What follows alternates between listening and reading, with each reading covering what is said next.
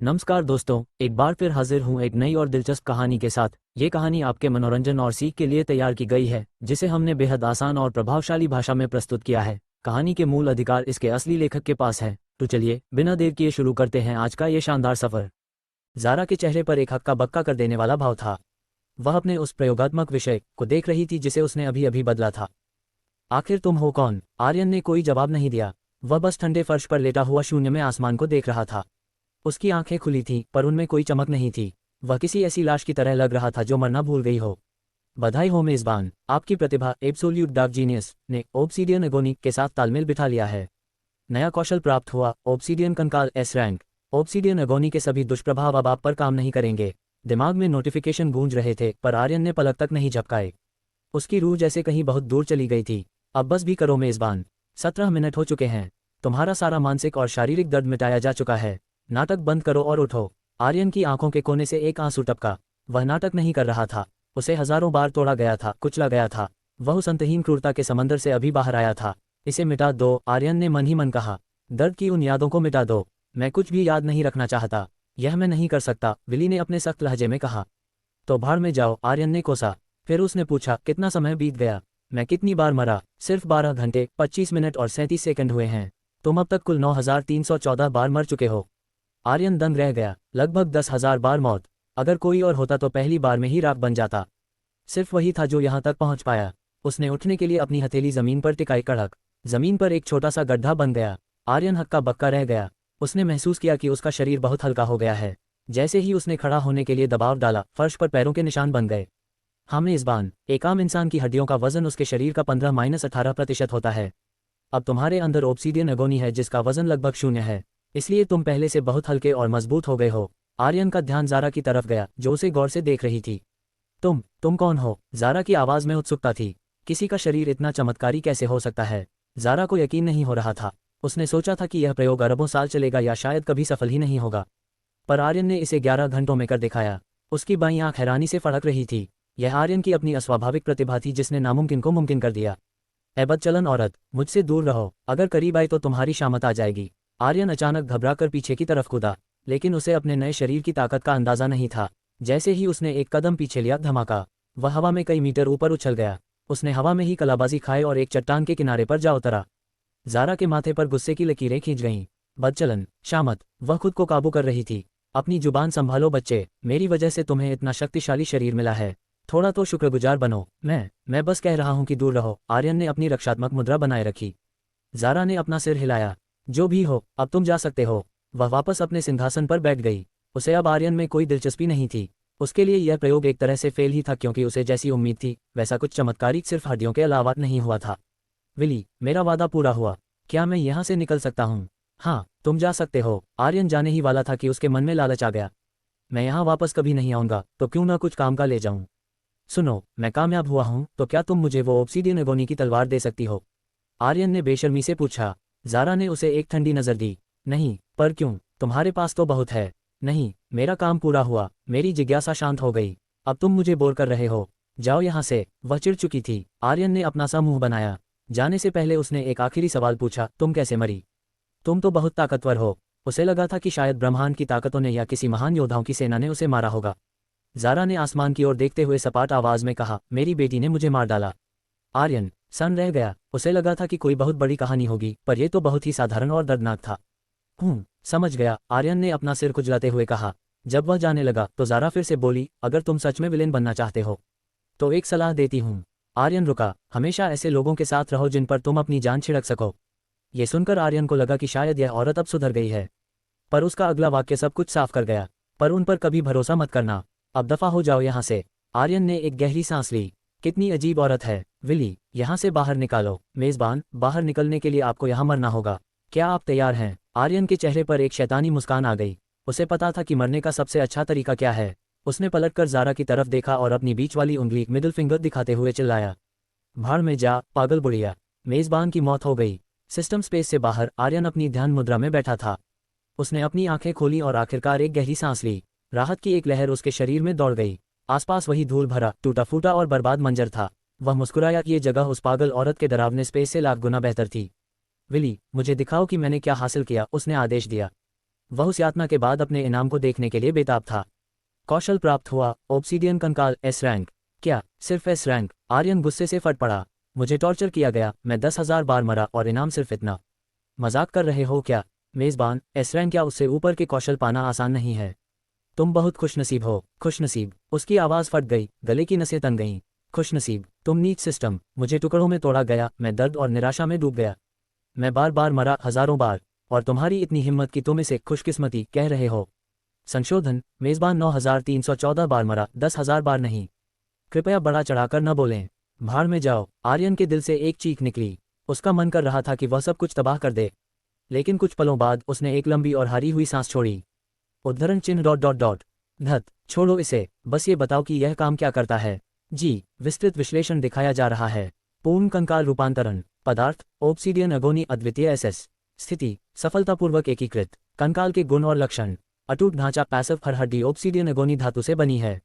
ये भौतिक प्रहार, पिघलने या अंतरिक्ष के दबाव से पूरी तरह सुरक्षित है। आपकी हड्डियां अब किसी भी जादुई या साधारण तरीके से नहीं तोड़ी जा सकती। शून्य द्रव्यमान, जीरो मास्क और ऑब्सीडियन अगोनी का वजन लगभग कुछ भी नहीं है। इससे आपकी गति, चपलता और हवा में नियंत्रण बहुत बढ़ गया है। काइनेटिक संपीड़न, काइनेटिक कंप्रेशन, आपका कंकाल धमाकों और भारी प्रहारों की ऊर्जा को सोख लेता है, जिससे आपके आंतरिक अंगों को कोई नुकसान नहीं पहुंचता। उत्परिवर्तन कौशल, म्यूटेशन स्किल्स प्राप्त हुए। मामूली पुनरुद्धार, माइनर रिजेनरेशन, रैंक एफ, छोटे मोटे घाव और खरोंच अपने आप भर जाएंगे। यह आपकी हड्डियों के अंदर बने नए मज्जा मैरो के कारण है। मामूली ताकत, माइनर स्ट्रेंथ, रैंक एफ, आपकी हड्डियां अब टूटने के दर से मुक्त हैं, इसलिए आपकी मांसपेशियां पहले से थोड़ा ज्यादा दबाव झेल सकती हैं और आपकी ताकत थोड़ी बढ़ गई है। वाह, आर्यन की आंखें फटी रह गई। 6 साल बाद उसे पहली बार कोई असली शक्ति मिली थी। उसे फर्क नहीं पड़ता था कि लोग इसे छोटा समझें, उसके लिए ये शुरुआत थी। वह महसूस कर सकता था कि वह पहले से बहुत हल्का और तेज हो गया है। विली, उसने शांति से पूछा, क्या तुम मुझसे कुछ छुपा रहे हो? अंडरस्को, कुछ भी नहीं मेजबान। वही पुराना रूखा जवाब। आर्यन ने अपना सिर झटका। ये कौशल भले ही दिखने में साधारण लगे, पर इसके फायदे बहुत थे। अगर कोई महान योद्धा उस पर तलवार से वार करे और आर्यन उसे अपने हाथ से रोक ले तो उसकी हड्डियां नहीं टूटेंगी। क्षमा करें मेजबान, पर एक बात याद दिला दूं, भले ही आपकी हड्डियां मजबूत हों, पर एक शक्तिशाली योद्धा की तलवार की हवा ही आपकी खाल उधेड़ने के लिए काफी है। अगर खून बह गया तो आप फिर भी मर जाएंगे। तुम किसकी तरफ हो? आर्यन ने चिढ़कर पूछा। तर्क, लॉजिक की तरफ, विली ने बेपरवाही से जवाब दिया। छोड़ो इसे। विली, ये बताओ कि ट्रायल खत्म होने में कितना समय बाकी है? शेष समय 2 घंटे 3 मिनट 21 सेकंड। धत, आर्यन बुदबुदाया। उसने सिस्टम स्पेस के अंदर लगभग 7 घंटे बर्बाद कर दिए थे। रॉयल क्लास में जाने के लिए उसे 1000 क्रिस्टल चाहिए थे और समय बहुत कम था। चेतावनी, आपको ट्रायल पास करना ही होगा। विफलता का अर्थ है अकादमी से बाहर होना और आपकी निश्चित मौत। अकादमी की दीवारें ही आपको बढ़ने का समय दे सकती हैं। मुझे पता है, आर्यन ने झुंझलाहट में कहा। उसे एक योजना चाहिए थी। उसने याद किया कि अखाड़े के अलग अलग हिस्सों में 3 बड़े खिलाड़ी अपना दबदबा बनाए हुए थे। उत्तर में नायक एरोन अपनी तलवार से राक्षसों का सफाया कर रहा था। दक्षिण में सेलीन, पवित्र संत, अपने जादुई सुरक्षा घेरे और रक्षकों के साथ सुरक्षित थी। पूर्व में सिल्वा, एक राक्षसी हुनर वाली लड़की, बड़ी शान से क्रिस्टल इकट्ठा कर रही थी। आर्यन दक्षिण पश्चिमी हिस्से में था। उन तीनों के करीब जाना मौत को दावत देना था, क्योंकि वे सब उससे नफरत करते थे। 2 घंटे, मुझे कुछ तो करना ही होगा। अचानक, यो बच्चे, आर्यन ने अपने कंधे पर किसी का हाथ महसूस किया। उसकी इंद्रियां खतरे की घंटी बजाने लगीं। उसने कुछ भी महसूस नहीं किया था, कोई आहट नहीं, कोई ओरा नहीं। बिजली की रफ्तार से वह पीछे कूदा और अपनी रक्षात्मक मुद्रा ले ली। उसने देखा कि सामने वाला व्यक्ति शांति का इशारा कर रहा था। वह दिखने में आर्यन की ही उम्र का था, लगभग 15 या 16 साल का। उसके काले बाल रेशम की तरह पीछे लहरा रहे थे। उसकी त्वचा का रंग सांवला था, लेकिन उसकी आंखें, वे चांदी की तरह चमक रही थीं। उनमें एक ऐसी कशिश और पागलपन था कि आर्यन की रूह कांप गई। वह बस खड़ा था, पर ऐसा लग रहा था जैसे पूरी दुनिया उसके सामने झुक रही हो। आर्यन का दिमाग सन रह गया। वह उस चेहरे को पहचानता था। नहीं, कैसी फूटी किस्मत है। विली, आर्यन ने मन ही मन चीखा। उसका दिल तेजी से धड़क रहा था। ये कहानी में नहीं होना चाहिए था। ये यहाँ क्या कर रहा है? उसके सामने इस पूरी दुनिया का नहीं, इस पूरे ब्रह्मांड का सबसे शक्तिशाली अस्तित्व खड़ा था। आर्यन ने एक गहरी सांस ली। हताशा का बोझ उसके सीने पर भारी था। मेरी किस्मत इतनी खराब क्यों है? वह बुदबुदाया और सामने खड़े चांदी जैसी आंखों वाले लड़के को घूरने लगा। उस लड़के ने अपने हाथ एक लापरवाह अंदाज में ऊपर उठाए, जैसे कोई नाटक खत्म कर रहा हो। लगता है तुम पहले से जानते हो कि मैं कौन हूँ, नन्हे दोस्त, उसने एक गहरी मुस्कान के साथ कहा। आर्यन के चेहरे पर एक पल के लिए पहचान की झलक आई, जिसे उसने तुरंत छुपा लिया। लेकिन वह काफी था। उस लड़के की चांदी जैसी आंखों में एक ऐसा आत्मविश्वास था जैसे वह सब कुछ जानता हो। आर्यन ने कोई जवाब नहीं दिया। उसे जरूरत भी नहीं थी, क्योंकि जो कोई भी उस कहानी को जानता था वह इस चेहरे को पहचान लेता। यह कोई साधारण इंसान नहीं था। यह कहानी की शुरुआत से अंत तक का सबसे शक्तिशाली पात्र था, भाग्य और तबाही की धुरी। रिवन द फूल। ये नाम ही एक धोखा था। ऊपर से वह एक मस्खरा, लापरवाह और मजाक करने वाला किरदार लगता था, लेकिन वह सब झूठ था, क्योंकि रिवन परमेश्वर सुप्रीम डेटी था, इस ब्रह्मांड का रक्षक जिसका काम संतुलन बनाए रखना था। और अब वह आर्यन के सामने खड़ा था। आर्यन का दिमाग चिल्ला रहा था कि यहाँ से दूर भाग जाओ। ये नायक हीरो की तरफ का इंसान था जिसका काम ये पक्का करना था कि हीरो अपनी मंजिल तक पहुंचे। आर्यन को इस शख्स से घृणा थी। उसे यह एक ढोंगी लगता था। इसके पास दुनिया की सारी ताकत थी, फिर भी ये दूसरों को आगे कर देता था और खुद तमाशा देखता था, ये जानते हुए भी कि कितनी तबाही और दर्द होगा। जैसे ही आर्यन मुड़ा, उसने बेरुखी से कहा, मुझे नहीं पता तुम क्या बात कर रहे हो। वह बस वहां से गायब हो जाना चाहता था, लेकिन रिवन की आवाज़ फिर गूंजी, मुझे लगता है तुम मुझे यहाँ मौजूद किसी भी व्यक्ति से बेहतर जानते हो दोस्त। क्या हम पहले मिले हैं? मुझे नहीं लगता। मिला होता तो याद रहता। अब मुंह बंद करो और मुझे अकेला छोड़ दो, आर्यन ने नफरत से कहा। उसे रिवन जैसे लोग पसंद नहीं थे, ऊपर से चंचल, अंदर से धोखेबाज। ओह, रिवन की आवाज़ हवा में तैरी। शायद अतीत में नहीं, पर क्या भविष्य में मिले हैं? आर्यन के कदम जम गए। उसका दिल धक से रह गया। वह मुड़ा और अपनी भौहें सिकोड़ लीं। इसका क्या मतलब है? उसके रोंगटे खड़े हो गए। क्या वह खतरे में था? क्या रिवन कुछ जानता था? रिवन हंसा, उसकी आंखों में चमक थी।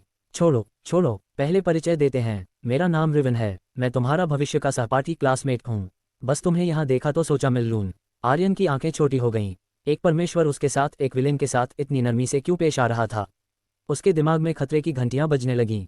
ठीक है, मुझे जल्दी है, मुझे क्रिस्टल इकट्ठा करने हैं, अब मुझे जाने दो। आर्यन फिर से मुड़ा, तभी एक हाथ उसके कंधे पर पड़ा। वह हाथ हल्का था, पर आर्यन को लगा जैसे पूरा आसमान उसे नीचे दबा रहा हो। उसकी सांसें अटक गईं। रिवन की आवाज़ बहुत कोमल थी, दोस्त, क्या तुम जानते हो तुम्हारा भाग्य क्या है? आर्यन का दिमाग सुन्न हो गया। इसे पता है कि मुझे सब पता है। क्या मैं मरने वाला हूँ? तभी आर्यन के अंदर कुछ टूट गया, उसकी हताशा, उसका डर, सब बाहर निकल आया। मेरा भाग्य? क्या तुम पहले से नहीं जानते? क्या तुम ही इसके पीछे नहीं हो? आर्यन की आवाज़ कांप रही थी। ये शब्द योजनाबद्ध नहीं थे, ये उसके अंदर के दर्द से निकले थे। रिवन की मुस्कान फीकी नहीं पड़ी। हाँ, क्या ऐसा है? शायद मैं जानता हूँ। उसकी आवाज़ धीमी हो गई। तुम्हें लगता है कि भाग्य ने तुम्हारी हड्डियों में बुराई लिख दी है, पर भाग्य क्या है? तुमने इसे कई बार बदलने की कोशिश की है ना? आर्यन हैरान रह गया। कई बार? इसका क्या मतलब है? रिवन की बातें साफ नहीं थीं, पर वे उसकी रूह को छू रही थीं। तो मेरी मदद करो, आर्यन चिल्ला पड़ा। तुम क्यों नहीं मुझे इस भाग्य से बचाते? तुम जानते हो मैंने कुछ गलत नहीं किया। तुम जानते हो ना, ये सब सिर्फ इसलिए हो रहा है क्योंकि दुनिया ने तय कर लिया है कि मैं बुरा हूँ। उस रहस्यमयी बालक ने अपनी आंखें बंद कर लीं। हाँ, तुम गलत नहीं हो दोस्त, पर याद रहे, दखल देना मेरा काम नहीं है। मैं सिर्फ गवाह हूँ। मैं तभी कदम उठाता हूँ जब ब्रह्मांड का संतुलन बिगड़ने वाला हो। आर्यन का जबड़ा भिंच गया। तो क्या तुम एक दिन मेरे खिलाफ खड़े होगे? क्या तुम उस हीरो का साथ दोगे, ये जानते हुए भी कि मैं निर्दोष हूँ? रिवन ने कोई सीधा जवाब नहीं दिया। उसने आसमान की ओर देखा और कहा, ब्रह्मांड का नियम उनकी रक्षा करता है जो इसकी रक्षा करते हैं। फिर उसका लहजा थोड़ा नर्म हुआ। भाग्य और नियति क्रूर हो सकती है, कभी कभी बेमतलब भी, पर उनका एक मकसद होता है। शायद तुम बुरे नहीं हो, बस एक ऐसे कर्तव्य के बोझ तले दबे हो जिसे तुमने कभी नहीं मांगा। उसने आर्यन के कंधे पर हाथ रखा। पर मुझे तुम्हारा मार्गदर्शन गाइड करने दो। आर्यन सन खड़ा रहा। उसे रिवन की आधी बातें समझ नहीं आ रही थी, फिर भी उसका दिल सब समझ रहा था। रिवन ने अपना हाथ हटाया और आगे बढ़ गया। भाग्य कोई जंजीर नहीं है, यह एक रास्ता है, और सबसे अंधेरा रास्ता भी मुड़ सकता है, अगर तुम अलग तरह से चलने की हिम्मत करो। वह बिना पीछे मुड़े चलता रहा। आर्यन वहीं खड़ा उसे देखता रहा। अचानक रिवन रुका। पीछे मुड़े बिना उसने कहा, जब तक सको जीवन का आनंद लो। उसकी आवाज़ बहुत शांत थी, क्योंकि तुम चाहे कुछ भी करो, भले ही तुम भाग्य को हरा दो, भले ही तुम उस तथाकथित चुने हुए योद्धा को हरा दो। वह थोड़ा रुका, जैसे कुछ कहना नहीं चाहता हो। उद्धरण चिन्ह ... एक दिन हम फिर मिलेंगे, युद्ध के मैदान में, विपरीत दिशाओं से। आर्यन उसका चेहरा नहीं देख पा रहा था, पर उसे महसूस हो रहा था कि रिवन मुस्कुरा रहा है। रिवन फिर आगे बढ़ा, पर एक बार फिर रुक गया। उद्धरण चिन्ह ... और मुझे दुख है, उसने फुसफुसाते हुए कहा, उस पीड़ा के लिए जो तुमने झेली है, हर जन्म में। और फिर वह ओझल हो गया। आर्यन के घुटने जवाब दे गए। वह चारों खाने चित जमीन पर गिर पड़ा और हाँफने लगा। अभी क्या हुआ? उसका दिल जोर जोर से धड़क रहा था। उसे एहसास हुआ कि उसने अपनी सारी बातें, सारे डर उसके सामने उगल दिए थे। सिस्टम नोटिफिकेशन, शांत हो जाओ मेजबान। उसके सामने कोई झूठ नहीं बोल सकता। उसकी दिव्यता दूसरों को सच बोलने पर मजबूर कर देती है, और उन्हें पता भी नहीं चलता। आर्यन की आंखें फटी रह गईं। उस कमीने ने मुझसे सच बुलवाया। हाँ मेजबान, वो हरामी। आर्यन गुर्राया। उसने जमीन पर मुक्का मारा। उसे गुस्सा इस बात पर था कि कोई इतनी आसानी से उसके दिमाग और रूह को पढ़ सकता है। विली, तुमने तो कहा था कि मैं उससे चीज़ें छुपा सकता हूँ, फिर उसने मुझे कैसे पढ़ लिया? मैंने तुम्हारा सिस्टम डेटा और डार्क ओरा छुपाया था, वह उसे नहीं देख सका, लेकिन उसने तुम्हारी आत्मा के घाव देख लिए। तो उसने माफ़ी क्यों मांगी? आर्यन ने धीमी आवाज़ में पूछा। गहन विश्लेषण के बाद मुझे लगता है कि रिवन ये देख सकता है कि एक आत्मा कितनी बार मरी है। चूंकि तुम्हारी आत्मा लगभग 10,000 बार मौत और पुनर्जन्म देख चुकी है, उसे लगा कि तुम किसी पुनर्जन्म के चक्र का हिस्सा हो और तुम्हारी पीड़ा को उसने ईश्वरीय अन्याय समझ लिया। उसे लगा कि तुम जन्मों जन्मों से तड़प रहे हो, इसीलिए उसने माफी मांगी। आर्यन खामोश रहा, वह बस जमीन को घूरता रहा। उस देवता ने उसकी रूह में झांका और उसे गलत समझ लिया। आर्यन के मन में एक नई आग जल उठी। उसने मुझे गलत समझा और शायद यही उसकी सबसे बड़ी गलती होगी। क्या मैं इस गलतफहमी का फायदा उठा सकता हूं? अध्याय 21, बचने का रास्ता। आर्यन धीरे धीरे खड़ा हुआ और अपने कपड़ों से धूल झाड़ने लगा, जैसे रिवन के साथ वह भयानक मुलाकात कभी हुई ही न हो। उसका चेहरा शांत था, इतना शांत जैसे किसी आने वाले तूफान की आहट हो।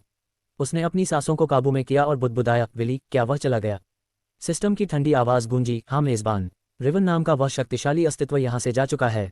उसका अब कोई निशान बाकी नहीं है। तब जाकर आर्यन ने राहत की एक लंबी सांस ली। उसके कंधों का तनाव थोड़ा कम हुआ।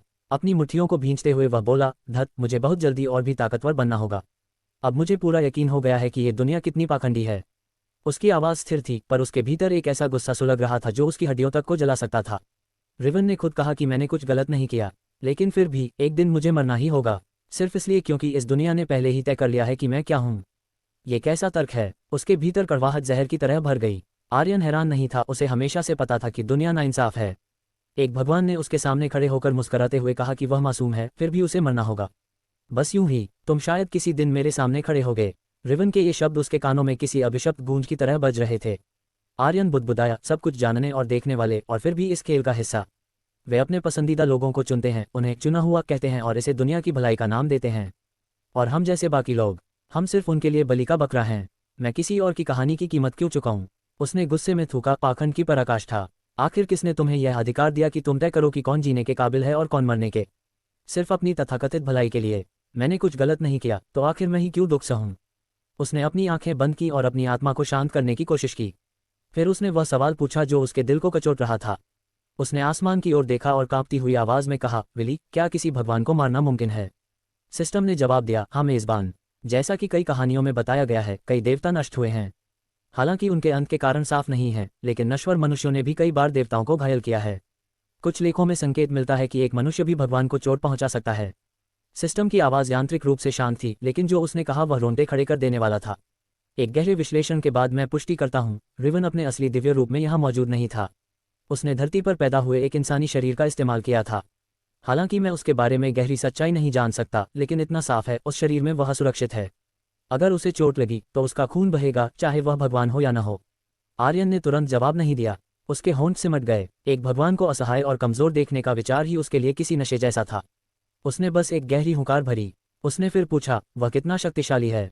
अगर उसकी तुलना विली की घाटी के उन विलेन से की जाए तो?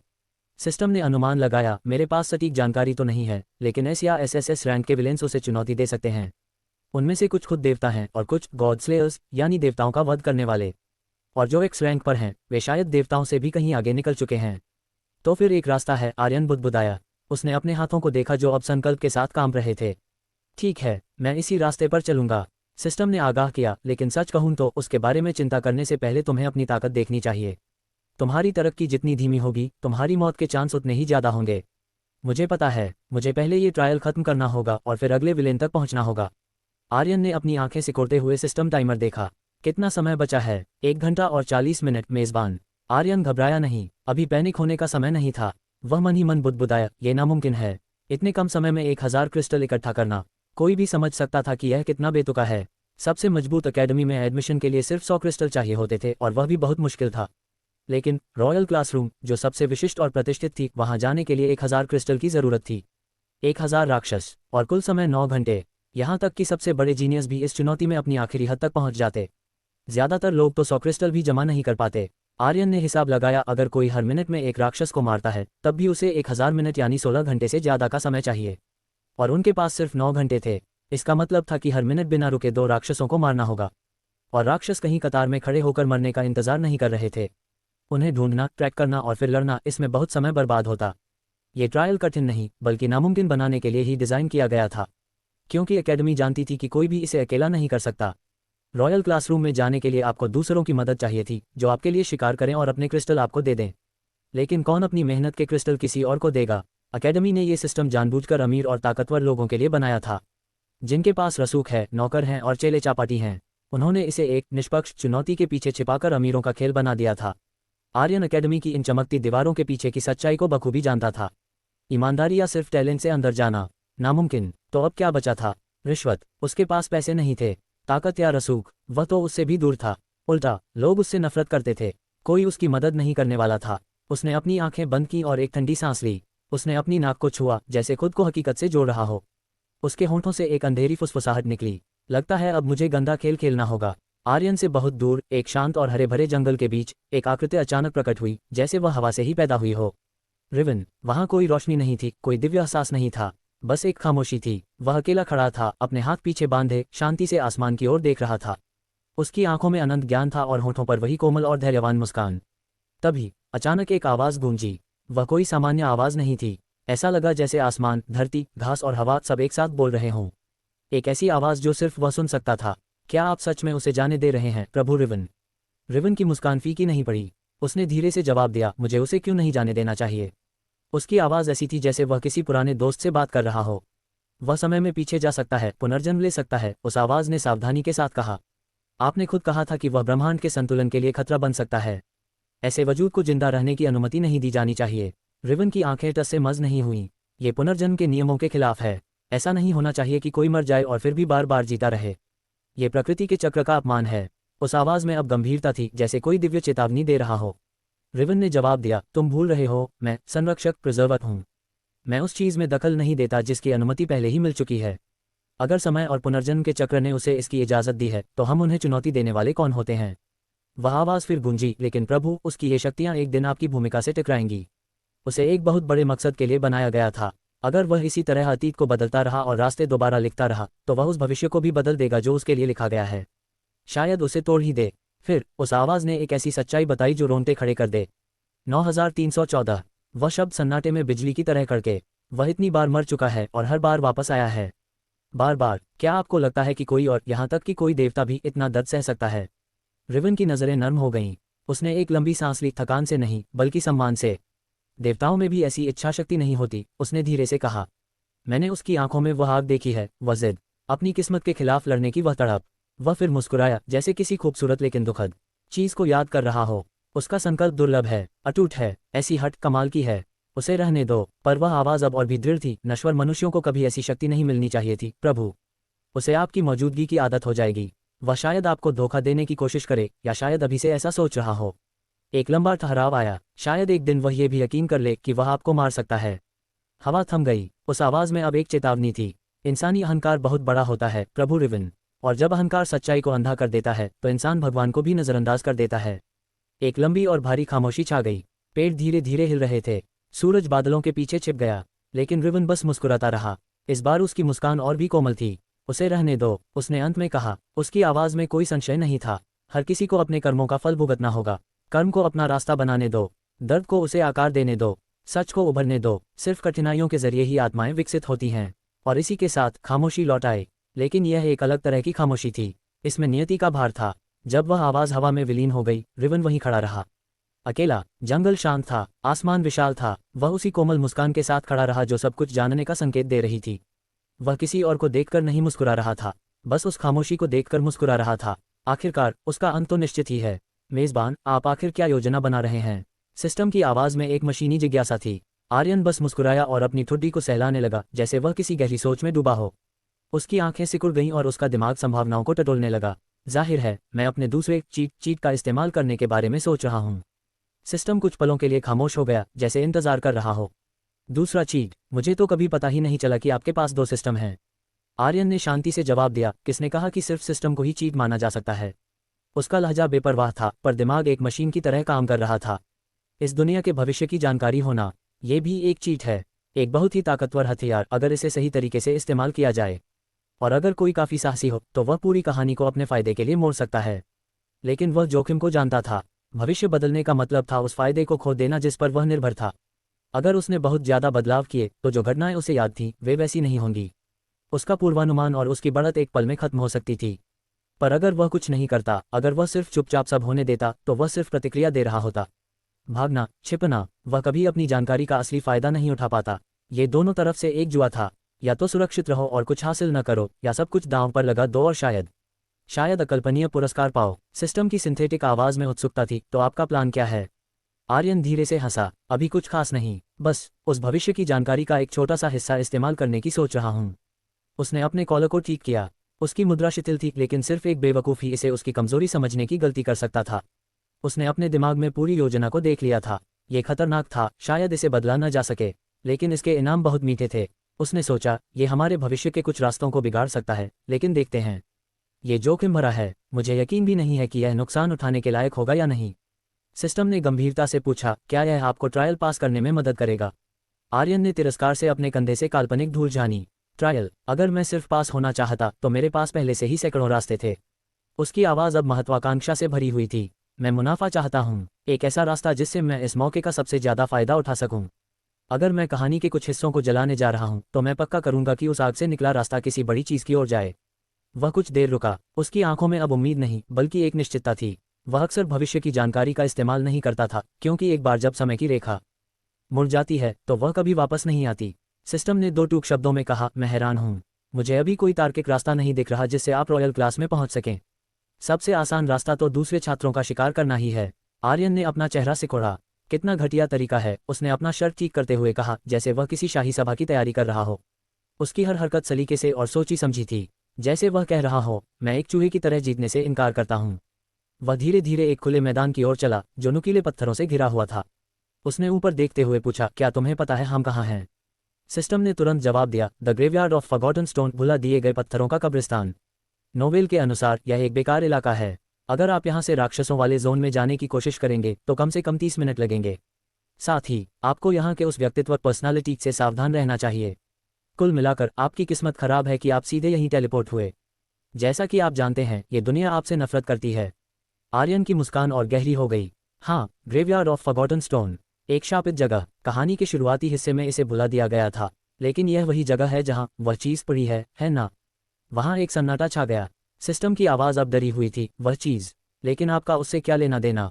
आप जानते हैं कि आप उस चीज़ का इस्तेमाल नहीं कर सकते। वह आपके लिए बनी ही नहीं है। आर्यन ने उसकी बात काटते हुए कहा, किसने कहा कि मुझे मुनाफा कमाने के लिए उस चीज़ का इस्तेमाल करना ही होगा? उसकी नज़र चांद की रोशनी में किसी ब्लेड की तरह तेज हो गई। चलिए वक्त बर्बाद नहीं करते, आर्यन ने स्थिर आवाज़ में कहा। उसने ज़मीन से एक हथेली के बराबर पत्थर उठाया, एक साधारण पत्थर, पुराना और टूटा हुआ। उसने पूरी ताकत से उस पत्थर को ज़मीन पर दे मारा। कड़क, उस तीखी आवाज़ की गूंज पूरे सन्नाटे को चीर गई। आर्यन ने किसी अनुष्ठान की तरह गंभीर आवाज़ में घोषणा की, मैं बुलावा देता हूँ केरिंडर को, इस भुला दिए गए कब्रिस्तान के संरक्षक को। सिस्टम की आवाज़ अविश्वास से भर गई, क्या आप गंभीर हैं? मैंने अभी आपको चेतावनी दी थी कि उस शख्सियत से बचकर रहना, और आप उसे खुद बुला रहे हैं। तभी ज़मीन कांपने लगी, धूल उड़ने लगी और हवा घनी और ठंडी हो गई। एक गहरी और भारी आवाज़ गूंजी, जैसे कोई पहाड़ अपनी नींद में शिकायत कर रहा हो। कितना असभ्य व्यवहार है, मानव। आर्यन के सामने हवा मुड़ने लगी। एक गहरे भूरे रंग की गैस ने आकार लेना शुरू किया। धीरे धीरे एक 7 फीट लंबा मानव रूप सामने आया। चौड़े कंधे, नग्न लेकिन मस्कुलर छाती और सिर पर 2 बड़े मुड़े हुए सींग जो ड्रैगन के सींगों की तरह लग रहे थे। उसकी आंखें हरी चमक रही थीं। उसके चेहरे पर उम्र की लकीरें थीं, पर कोई कमजोरी नहीं। उसके दाहिने हाथ में एक हथियार था जिसने कब्रिस्तान के अंधेरे को विस्मय में बदल दिया, एक ग्रीन ड्रैगन ब्लेड। पन्ना एमरल्ड की तरह चमकता हुआ एक लंबा हथियार जो पारभासी और बेहद धारदार था। केरिंडोर, इस कब्रिस्तान का वार्डन, आ चुका था। आर्यन के चेहरे पर कोई डर नहीं था, लेकिन उसकी उंगलियां कांप रही थीं। उसने एक फीकी मुस्कान के साथ कहा, माफ़ी चाहता हूं, लेकिन यहाँ के वार्डन को बुलाने का यही सबसे तेज तरीका था। रूहानी संरक्षक की त्योरियां चढ़ गईं।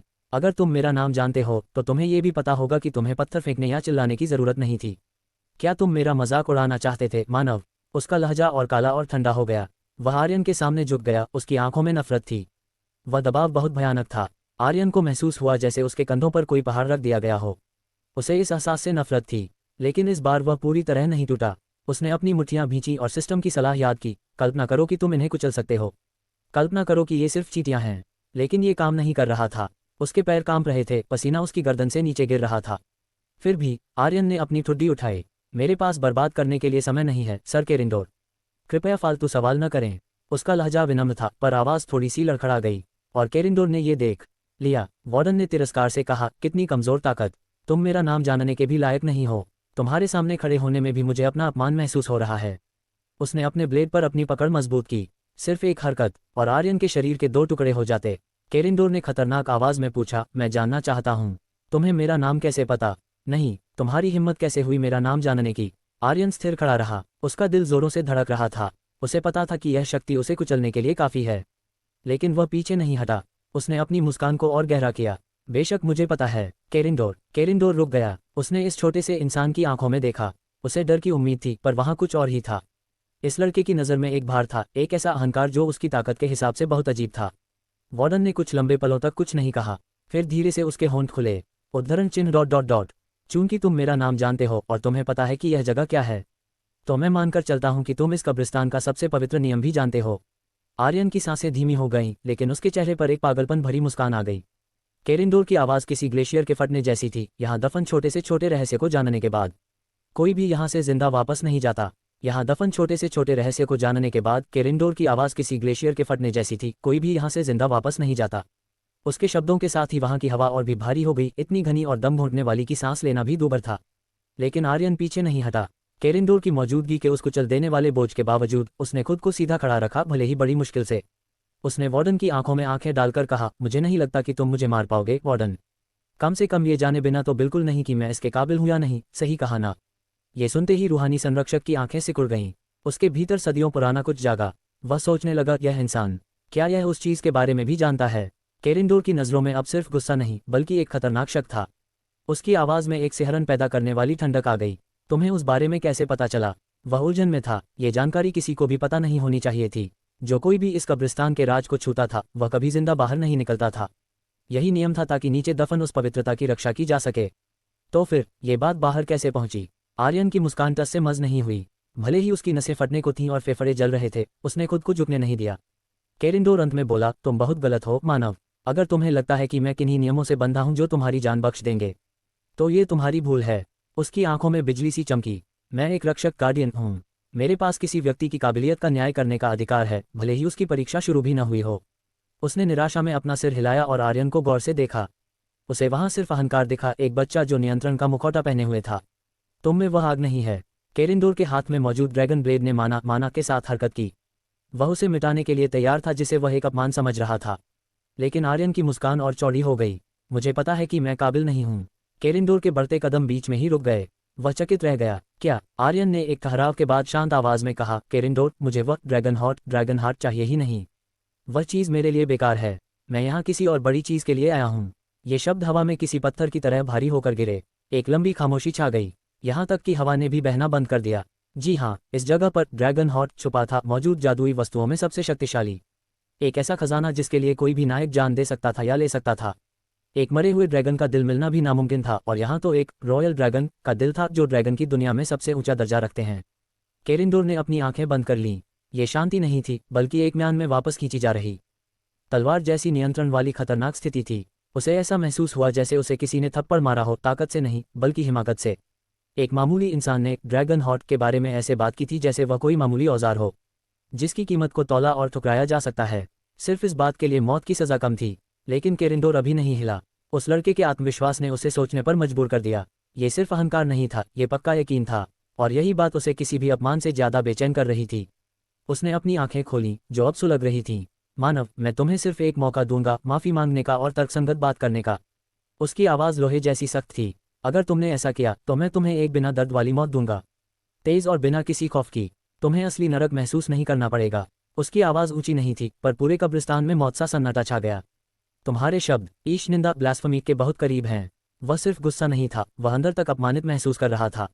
ड्रैगन हार्ट का अपमान करना पूरी ड्रैगन रेस की विरासत का अपमान करना था। वह उसका रक्षक था, जिसे किस्मत की आग ने चुना था। उसका हाथ ड्रैगन ब्लेड की मूठ पर कांप रहा था। वह कल्पना कर रहा था कि कैसे वह इस लड़के को बीच से 2 टुकड़ों में काट देगा। उसे लगा कि सिर्फ एक ही जवाब सही होगा, इस गुस्ताख को घुटनों पर लाना, उसका चेहरा जमीन में रगड़ना और उसे खून से लथपथ होकर माफ़ी मांगते हुए देखना। तभी वह इंसान फिर बोला, मुझे गलत मत समझना केरिंडोर। आर्यन की आवाज़ अब मजाक उड़ाने वाली नहीं थी। इसमें अहंकार नहीं, बल्कि एक नपातुला सम्मान था।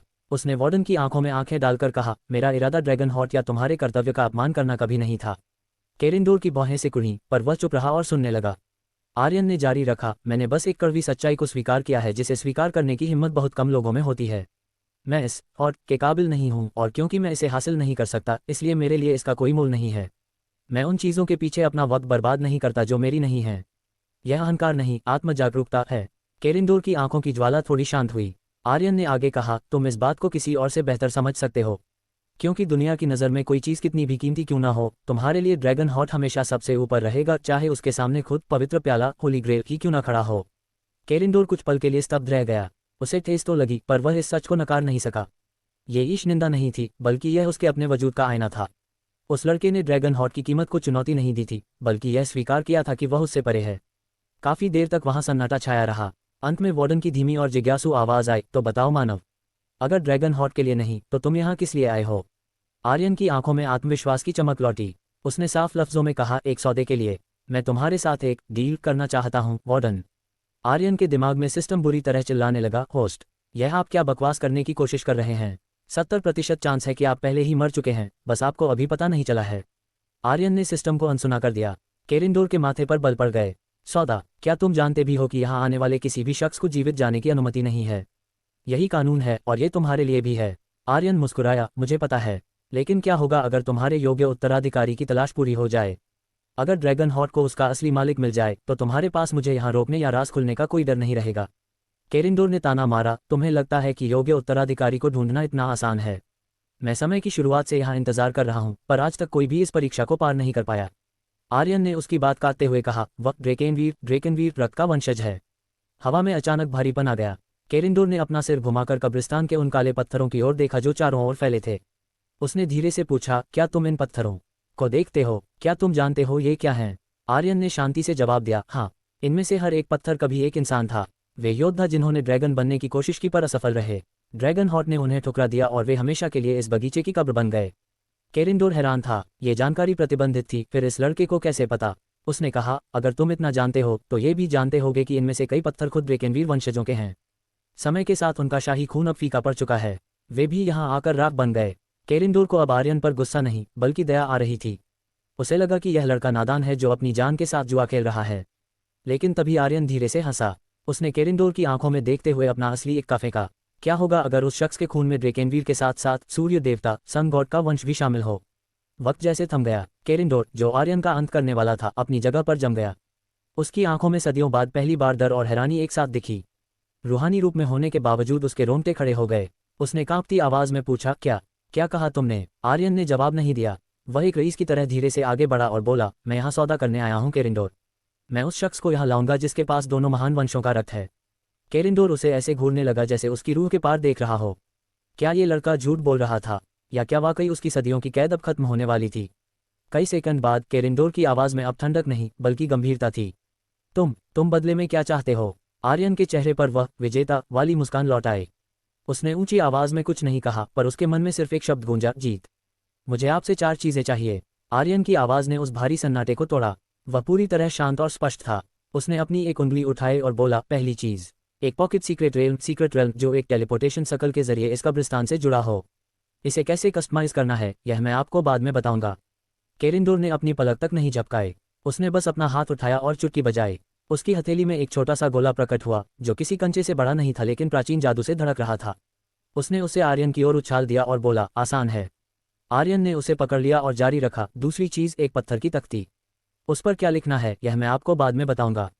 केरिंडोर ने सिर हिलाया, यह भी मुमकिन था। तीसरी चीज, आर्यन ने अपनी आंखें सिकुड़ते हुए कहा, मुझे इस्राइल लैंड के उत्तरी हिस्से नॉर्दर्न रीजन में टेलीपोर्ट कर दो। ये सुनते ही पहली बार केरिंडोर का चेहरा काला पड़ गया। उसके माथे पर बल पड़ गए और उसकी उंगलियां कांपने लगीं। उसने 2 टूक शब्दों में कहा, नहीं, तुम अब अपनी हद पार कर रहे हो। मुझे पता होना चाहिए था। तुम्हारी ये मांगे बहुत आसान थी, जैसे तुम मेरा ध्यान भटका रहे हो। तुम यहाँ से भागने की कोशिश कर रहे हो, है ना? वार्डन की आवाज में गुस्सा नहीं बल्कि एक प्राचीन निराशा थी। तुम नियम जानते हो, जो इस जगह का राज जान ले वह जिंदा बाहर नहीं जाता। क्या तुम मुझसे झूठ बोल रहे हो लड़के? आर्यन टस से मज नहीं हुआ। उसने जवाब दिया, मैं भाग नहीं रहा हूँ। मुझे जाना ही होगा ताकि मैं उसे यहाँ ला सकूँ। मुझे बस आधा घंटा दो। तुम किसी योग्य उत्तराधिकारी को चाहते हो ना, तो मुझे उसे लाने दो। केरिंडोर ने ताना मारा, मैं तुम पर भरोसा क्यों करूं? तुम्हें करने की जरूरत नहीं है। आर्यन का जवाब तीखा था। चलिए एक ब्लड स्पिरिट कॉन्ट्रैक्ट करते हैं। 1 घंटा। अगर मैं उस शख्स को लेकर वापस नहीं आया जिसका मैंने वादा किया है, या अगर ड्रैगन हॉर्ट ने उसे ठुकरा दिया, तो मैं अपनी जान दे दूंगा। बदले में आप मेरी चारों इच्छाएं पूरी करेंगे और इस 1 घंटे के दौरान हम एक दूसरे को नुकसान नहीं पहुंचाएंगे। केरिंडोर कुछ देर रुका, फिर बोला, ठीक है, मुझे मंजूर है, लेकिन अपनी चौथी इच्छा बताओ। आर्यन की आंखों में एक ठंडी चमक आई। उसने धीमी आवाज में कहा, मेरी चौथी इच्छा, मुझे फर्वाइन सरपेंट का जहर चाहिए। केरिंडोर चौंक गया। क्या तुम एक छठे रैंक के शाही जीव का जहर मान रहे हो? क्या बस इतना ही? उसे यकीन नहीं हो रहा था कि जो इंसान उसे सदियों की कैद से आज़ाद करने वाला है वह इतनी मामूली चीज़ें मांग रहा है। लेकिन तभी आर्यन मुस्कुराया। वह ऐसी मुस्कान थी जो किसी तबाही से पहले आती है। नहीं, मेरी चौथी इच्छा यह है कि आप उस फरवाइन सरपेंट के जहर को ड्रैगन हॉर्ट के अंदर डाल दें। वहां का तापमान जैसे गिर गया। सन्नाटा इतना गहरा था कि वक्त भी ठहर गया हो। केरिंडोर सन रह गया। उसने अपना हाथ अपने चेहरे पर फेरा और एक लंबी आह भरी। कहना क्या चाहते हो, फिर से कहो। आर्यन ने शांति से दोहराया, मैं चाहता हूं कि ड्रैगन हॉर्ट के अंदर जहर इंजेक्ट कर दिया जाए। केरिंडोर को गुस्सा नहीं आ रहा था, वह बस उस लड़के की हिमाकत से थक चुका था। तुम ये हरकतें करते हो और फिर उन्हें ऐसे समझाते हो कि मैं तुम्हारा सिर कुचलने से पहले झिझक जाता हूँ। आखिर क्यों? आर्यन ने कंधे उचकाए और बोला, दरअसल मैं जिस इंसान को यहाँ लाने वाला हूँ वह मेरा जानी दुश्मन है, इसलिए। केरिंडोर की बुद्धि जैसे काम करना बंद कर गई। दुश्मन? तुम ड्रैगन हॉर्ट अपने दुश्मन को तोहफे में दे रहे हो? क्या तुम्हारा दिमाग खराब है? तुम अपनी जान जोखिम में डालकर यह मौका लाए हो और अब तुम उसे जहर देकर किसी और को देना चाहते हो। केरिंडोर उसे मार ही देता, लेकिन फिर उसने सोचा कि ड्रैगन हॉर्ट खुद अपना मालिक चुनता है, उसे इससे क्या फर्क पड़ता है। उसने आर्यन को गौर से देखा और मन ही मन सोचा, शायद ये बच्चा उसे नफरत नहीं करता। शायद ये सिर्फ यह मानने के लिए बहुत घमंडी है कि वह उसकी परवाह करता है। अगर आर्यन को पता चलता कि केरिंडोर क्या सोच रहा है तो उसे उल्टी आ जाती। केरिंडोर ने अंत में कहा, मुझे मंजूर है। वैसे भी यह जहर ड्रैगन हॉर्ट को नुकसान नहीं पहुंचाएगा। ये बस कुछ महीनों के लिए उसके खून के बहाव और माना को रोकेगा, फिर हॉर्ट खुद इसे खत्म कर देगा। यह एक अस्थायी असुविधा है। आर्यन के चेहरे पर एक ऐसी चमक और खुशी आई जैसे किसी ने उसे दुनिया की सबसे बड़ी नियामत दे दी हो। वह इतना खुश था कि केरिंडोर को डर लगने लगा कि कहीं ये लड़का पागल तो नहीं हो गया। उधर आर्यन के दिमाग के अंदर सिस्टम कांप रहा था। होस्ट, मैं आपसे भीख मांगता हूँ, मुझे मत बताना कि आप ड्रैगन हॉर्ट उस प्रोटैगनिस्ट को देने वाले हैं। मेरे सर्किट जल रहे हैं। आर्यन की आंखों में एक खतरनाक चमक आए और उसने मन ही मन जवाब दिया, चिंता मत करो सिस्टम। मैं तुम्हें दिखाने वाला हूं कि किसी को इतनी बखूबी से कैसे बर्बाद किया जाता है कि वह खून बहते हुए भी तुम्हारा शुक्रिया अदा करे। ट्रायल ग्राउंड्स का उत्तरी हिस्सा राक्षसों के इलाके के बीच। जंगली हवाएं धीरे से चल रही थीं और उस निर्जन इलाके में सन्नाटा पसरा था। एक पुराने टेढ़े मेढ़े पेड़ की ऊंची टहनियों पर आर्यन पत्तों के पीछे छिपा बैठा था। उसकी बैंगनी आंखें नीचे बने एक सफेद संगमरमर मार्बल के प्लेटफॉर्म पर टिकी थीं। सब कुछ तैयार है, अब बस। उसने एक ठंडी मुस्कान के साथ गहरी सांस ली। अब बस चूहे के जाल में फंसने का इंतजार करना है।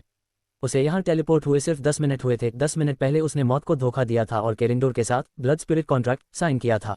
आर्यन ने केरिंडोर से उस पॉकेट सीक्रेट रेल्म को पूरी तरह कस्टमाइज करवाया था। जहां लोग सीक्रेट रेल्म का इस्तेमाल छिपने या ट्रेनिंग के लिए करते हैं, आर्यन ने इसका इस्तेमाल एक स्टेज की तरह किया था।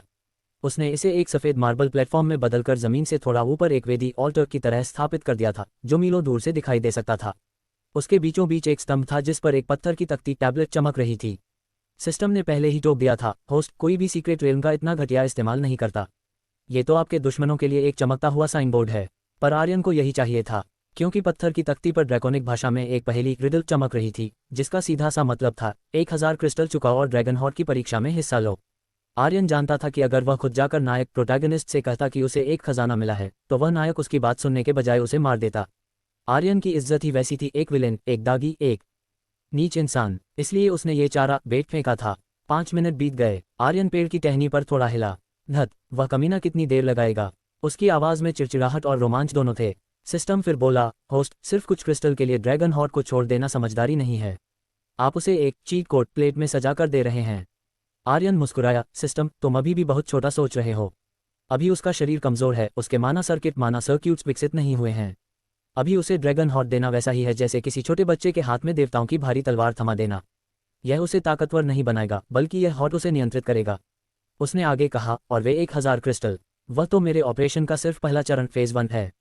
मैं सिर्फ मुनाफा नहीं कमाऊंगा, मैं उसे अंदर तक निचोड़ लूंगा। अचानक आर्यन के कान खड़े हुए।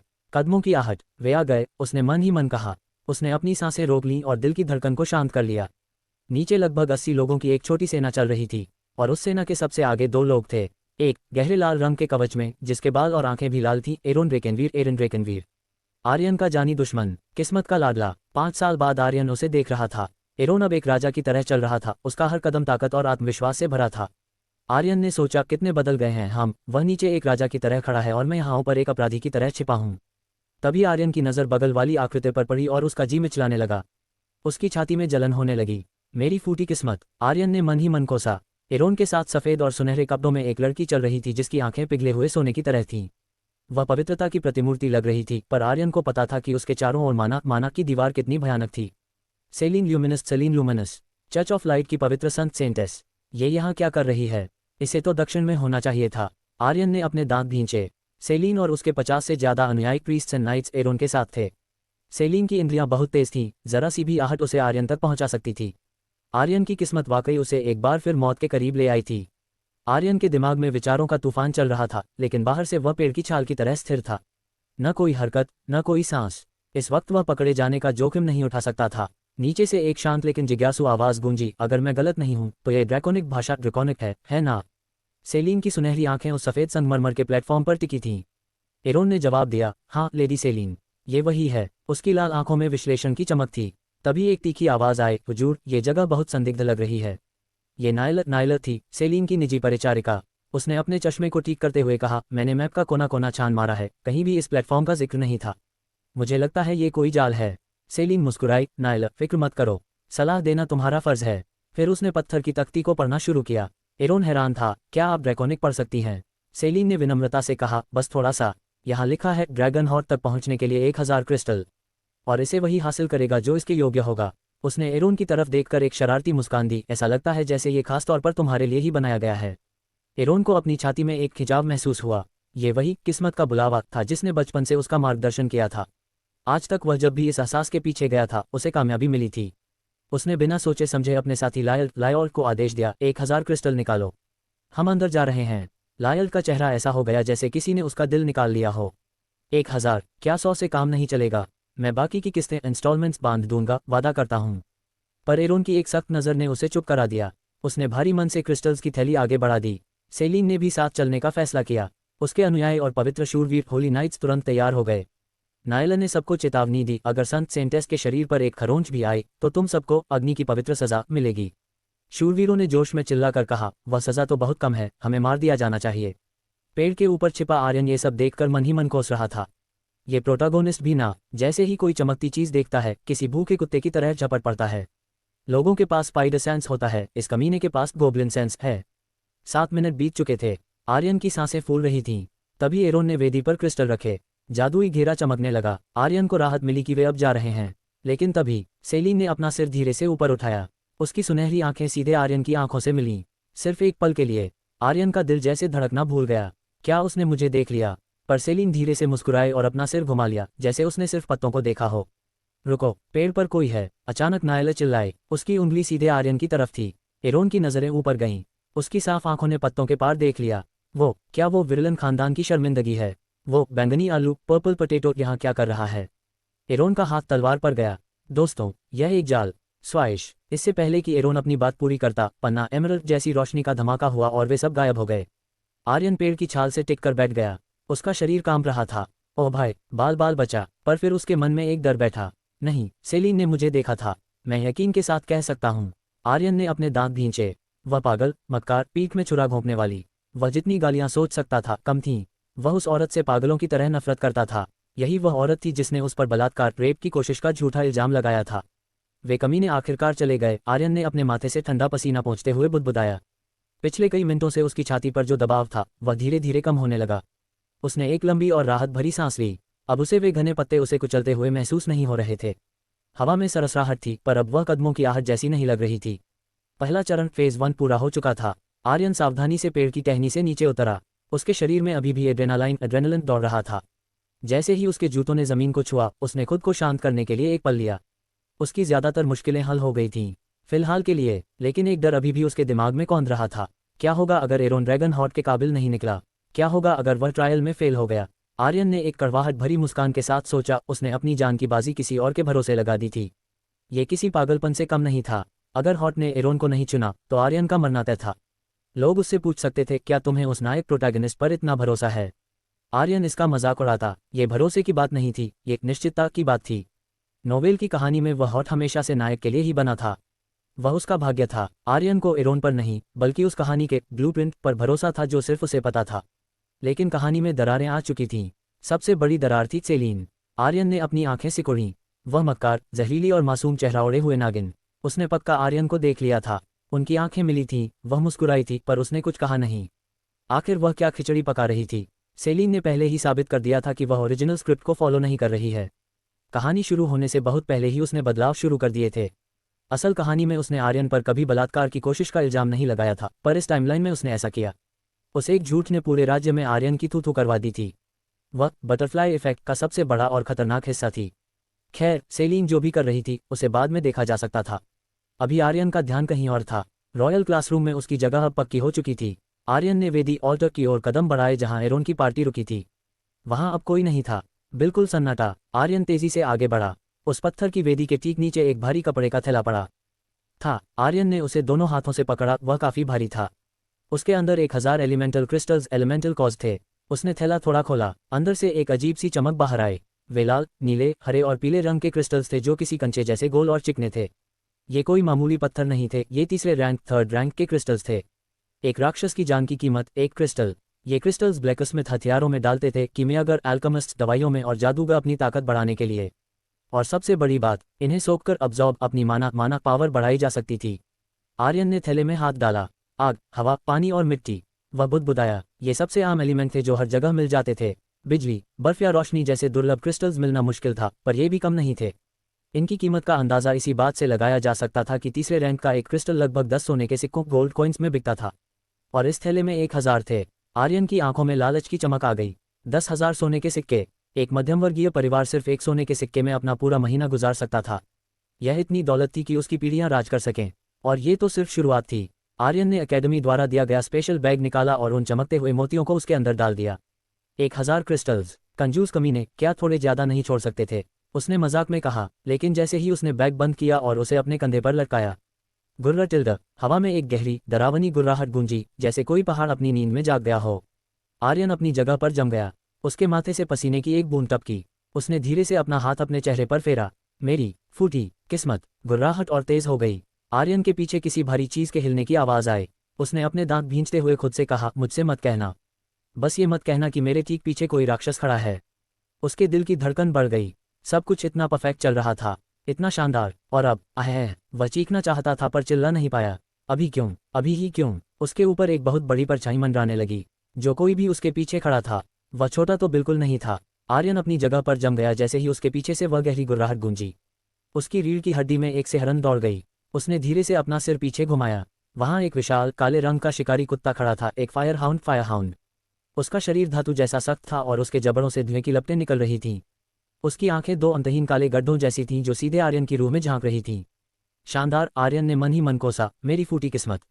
फायर हाउंड्स अपनी चुप्पी और फुर्ती के लिए जाने जाते हैं, लेकिन आर्यन को इन जानवरों की एक अजीब बात पता थी, ये बहुत घमंडी होते हैं। ये कभी पीछे से हमला नहीं करते। ये हमेशा अपने शिकार के सामने आने का इंतजार करते हैं, जैसे इन्हें मरने वाले के चेहरे पर खौफ देखना पसंद हो। आर्यन ने हिम्मत जुटाकर पूरी तरह उसकी ओर रुख किया। उसने अपनी जैकेट के अंदर छिपे एक छोटे खंजर पर हाथ रखा। सिस्टम ने तुरंत मजाक करना शुरू कर दिया। सर्वाइवल रूल नंबर 1, अपने से बड़ी किसी भी चीज के पास मत जाओ, तुम आसान शिकार बन जाओगे। चुप हो जा, बेकार सिस्टम। आर्यन ने उसे मन ही मन डांटा और अपनी लड़ाई की तैयारी करने लगा। ट्रायल ग्राउंड्स का दूसरी तरफ भुला दिए गए पत्थरों का कब्रिस्तान। पन्ना एमरल्ड जैसी रोशनी का एक धमाका हुआ और 80 उम्मीदवारों का समूह उस वीरान जगह पर जा गिरा। एरोन ने तुरंत अपनी भारी तलवार निकाल ली। धत, हम टेलीपोर्ट हो गए। मैं उस शख्स को महसूस भी नहीं कर पाया। तभी एक भारी और गरजती हुई आवाज गूंजी, उस कमीने लड़के ने एक आदमी भेजने का वादा किया था और यहाँ तो पूरा टूरिस्ट ग्रुप ही भेज दिया। एरोन और बाकी सब चौंक गए। उनके सामने 7-8 फीट लंबा एक रूहानी वजूद स्पिरिट खड़ा था। उसके सिर पर ड्रैगन जैसे सींग थे और हाथ में हरे रंग की एक विशाल तलवार थी। एक संत सेंट। एरोन की आवाज काम गई। केवल सेंट रैंक के योद्धाओं में ही ऐसा कुचल देने वाला औरत होता है। केरिंडोर ने एरोन को गौर से देखा। तो उस पागल ने तुम्हें ही यहाँ भेजा है। उसने एक झटके में अपना भयानक दबाव प्रेशर बढ़ा दिया। आधे से ज्यादा उम्मीदवार घुटनों पर गिर गए, पर एरोन और सेलिन अपनी जगह पर अडिग रहे। केरिंडोर मुस्कुराया, दिलचस्प। 2 लोग। उस कमीने को पता था वह क्या कर रहा है। उसने एरोन की ओर इशारा करते हुए कहा, तुम लाल बालों वाले, तुम्हारे खून में सूर्य देवता और ड्रेकेनवीर दोनों की झलक है। एरोन सन रह गया। उसे लगा कि उसके परिवार का राज खुल गया है। केरिंडोर ने आगे कहा, अगर तुम्हें ड्रैगन हॉर्ट मिल गया तो तुम शायद रॉयल ड्रैगन वंश को फिर से जीवित कर सको। मैं तुम्हें इस आखिरी परीक्षा की अनुमति देता हूँ। एरोन का दिल तेजी से धड़कने लगा। यह कोई धोखा नहीं था। ड्रैगन हॉर्ट वाकई मौजूद था। उसने झुककर सम्मान के साथ कहा, धन्यवाद एल्डर। दूसरी तरफ सेलिन खामोश खड़ी रही। वह जानती थी कि ड्रैगन्स बहुत घमंडी होते हैं और उनके बीच में बोलना मौत को दावत देना है। उसने फैसला किया कि वह एरोन को ही आगे रहने देगी। एरोन अब पहले से ज्यादा शांत और आत्मविश्वास से भरा हुआ था। उसने झुककर सम्मान के साथ पूछा, एल्डर, क्या वाकई यहाँ कोई परीक्षा ट्रायल है? केरिंडोर ने तुरंत जवाब नहीं दिया। उसने बस अपनी गहरी नज़रों से लड़के को देखा और फिर धीरे से सिर हिलाया। हाँ, उसने अपनी आंखें सिकुड़ी और उसकी आवाज़ और भी गंभीर हो गई। लेकिन ध्यान से सुनो लड़के, यह कोई मामूली परीक्षा नहीं है। अगर तुम इसमें फेल हुए तो तुम में से कोई भी यहाँ से जिंदा बाहर नहीं जाएगा। न ताकत के दम पर, न भीख मांगकर। यहाँ कदम रखते ही तुमने मेरे नियमों को स्वीकार कर लिया है। चाहे तुम्हारे खून में ड्रैगन्स की झलक हो, मैं कोई रहम नहीं दिखाऊंगा। यहाँ मौजूद हर शख्स की किस्मत अब तुम पर निर्भर है। हवा में एक भारी दबाव छा गया। एरोन का सूखा हुआ गला और भी सूख गया। अगर एक सेंट रैंक का वजूद ये कह रहा है तो इसका मतलब है कि यह मौत और जिंदगी का खेल है। मैं समझ गया एल्डर, एरोन ने दृढ़ता से कहा। मैं आपको निराश नहीं करूंगा। केरिंडोर ने आगे बढ़ते हुए इशारा किया। अच्छी बात है, मेरे पीछे आओ। उसने बाकी सबको वहीं रुकने का आदेश दिया और सिर्फ एरोन और सेलिन को अपने साथ चलने को कहा। सेलिन ने अपनी परिचारिका नायला को वहीं रुकने का आदेश दिया और खुद एरोन के साथ हो ली। रास्ते में एरोन ने एक सवाल पूछा जो उसे काफी देर से खटक रहा था। सीनियर, क्या वह उत्तरी मैदान वाली वेदी ऑल्टर आपकी ही रचना थी? वह जिसने 1000 क्रिस्टल्स की मांग की थी? केरिंडोर रुका। उसने झेपते हुए अपनी नाक के ऊपरी हिस्से को दबाया। नहीं, वह बेतुकी वेदी मेरा काम नहीं थी। और वह 1000 क्रिस्टल्स की फीस। वह थोड़ा शर्मिंदा लग रहा था। वह उस बदतमीज लड़के का आइडिया था, वही जिसने मुझे तुम्हारी आमद की तैयारी करने के लिए मनाया था। क्या? एरोन की आंखें फटी की फटी रह गई। यहाँ तक कि सेलिन भी चौंक गई। केरिंडोर ने उनकी हालत देखकर सूखी हंसी हंसते हुए कहा, तुम्हारी शक्लें देखकर लगता है कि तुम अभी तक उससे मिले नहीं हो। उसने सिर हिलाते हुए कहा, हैरानी नहीं है। उसके जैसा व्यक्तित्व, ये तो चमत्कार है कि कोई उसे बर्दाश्त भी कर पाता है। एरोन का सब्र अब जवाब दे रहा था। एल्डर, माफ करें, पर आप किसके बारे में बात कर रहे हैं? केरिंडोर ने मुस्कुराते हुए कहा, मैं उसका नाम तो नहीं जानता, पर वह पागल लड़का। उसने कहा कि वह किसी योग्य उत्तराधिकारी को जानता है। उसने इतना यकीन जताया कि वह उसे यहाँ ड्रैगन हॉर्न दिलाने के लिए लाया है। मुझे उस पर यकीन नहीं था, पर तुम्हें यहाँ खड़ा देखकर लगता है कि वह पूरी तरह गलत नहीं था। केरिंडोर थोड़ा भावुक लग रहा था। हजारों सालों की तन्हाई के बाद मुझे कोई ऐसा मिला जिससे मैं खुलकर बात कर पाया। वह लड़का, भले ही वह बहुत घमंडी, बदतमीज और ढीठ था, पर वह तुम्हारी बहुत परवाह करता है। किसी को ड्रैगन हॉर्न दिलाने का मौका देना कोई छोटी बात नहीं है। तुम जरूर उसके बहुत पक्के दोस्त होगे। उसने आगे कहा, हैरानी की बात तो यह है कि वह तुम्हें अपना जानी दुश्मन कह रहा था, पर फिर भी जोर दे रहा था कि सिर्फ तुम ही इसके हकदार हो। अजीब लड़का है। उसकी बातें समझ में नहीं आती, पर उसका दृढ़ संकल्प इतना मजबूत था कि उसने मेरे खंभों को भी हिला दिया। मुझे लगता है कि वह अपनी भावनाओं को जाहिर करने में बहुत ही कच्चा है। मेरे लिए एरोन सन रह गया। वो कौन हो सकता है जिसने ऐसा किया? केरिंडोर को हैरानी हुई। तुम नहीं जानते? मुझे लगा तुम तुरंत समझ जाओगे। वह लड़का जिसके लंबे शाही बैंगनी रॉयल पर्पल बाल हैं, वह अभी थोड़ी देर पहले यहीं था। क्या? एरोन की चीख निकल गई। उसके दिमाग में बिजली सी कौंधी। उसे वह चेहरा याद आया जो ऊपर पेड़ के पत्तों में छिपा हुआ था। उसकी आवाज़ कांपने लगी। राजियल, वह कमीना। एरोन का जबड़ा गिर गया। वह ऐसा क्यों करेगा? मुझे ड्रैगन हॉर्न तोहफे में देना, ये नामुमकिन है। यहाँ तक कि सेलिन की भी आंखें बाहर आ गई। क्या बकवास है? उसने अपनी गाली को बीच में ही रोक लिया। राजियल विरलन किसी को ड्रैगन हॉर्न दे रहा है? क्या दुनिया उल्टी घूमने लगी है? एरोन ने तुरंत हाथ हिलाते हुए कहा, नहीं एल्डर, जरूर कोई गलतफहमी हुई है। वह ऐसा कभी नहीं कर सकता। और आपने कहा था कि जो यहाँ आता है वह जा नहीं सकता, तो वह बाहर कैसे हो सकता है? केरिंडोर ने मुस्कुराते हुए उंगली उठाई। अरे, वह हिस्सा मैंने उसके लिए एक अपवाद एक्सेप्शन किया था। हमने एक ब्लड स्पिरिट कॉन्ट्रैक्ट साइन किया है। उस लड़के ने अपनी जान दांव पर लगा दी है। उसने शर्त रखी कि वह 1 घंटे में तुम्हें यहाँ लाएगा। तुम परीक्षा पास करोगे और हॉट हासिल करोगे। अगर वह इसमें फेल हुआ तो वह मर जाएगा। साफ और सीधा। पूरी जगह पर सन्नाटा छा गया। और फिर उसने क्या किया? सेलिन की चीख ने सन्नाटे को चीर दिया। पवित्र संत का चेहरा अविश्वास से भर गया। उसने इसके लिए अपनी जान दांव पर लगा दी। एरोन के लिए? एरोन के होंठ कांप रहे थे। उसे समझ नहीं आ रहा था कि राजियल, जिससे वह बचपन से नफरत करता आया है, उसने उसके लिए ऐसा क्यों किया।